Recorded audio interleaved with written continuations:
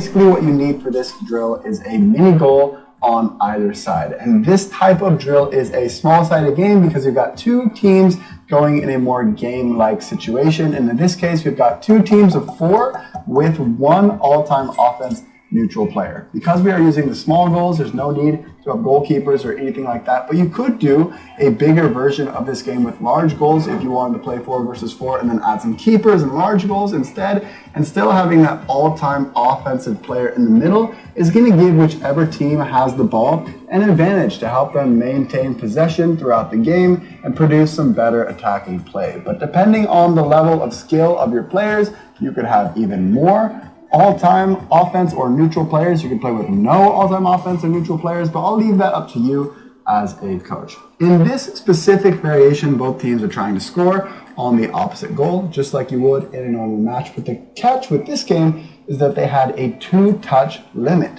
Having a touch limit on your players is going to make things a lot more challenging, and it's going to force players to be more aware of the surroundings because they need to know where they're going to go with the ball before it even comes to their feet. Another thing that's very, very important when you're using a touch restriction is that players are moving off the ball. Because if players are not moving off the ball to get into a good position to receive it, the players on the ball are not going to have good passing lanes and passing angles, and it's going to be much harder for them because especially when you can't dribble, you're not able to open up a new space or create new angles. So it's a really good way to teach players the importance of off-the-ball movement with that 2-touch limit. Depending on the skill and quality of your team, you could make a lot of variations to this drill. You could play in a bigger or smaller space. Smaller spaces are generally going to make things more difficult for the attacking team, and you could also increase or decrease the touch limit. So you could go down to a 1-touch limit. That's going to make things even more difficult, and players are going to be needing to think even quicker. This could be a great way to really train up that quick passing and knowing where the players need to be on the field and working together and communicating.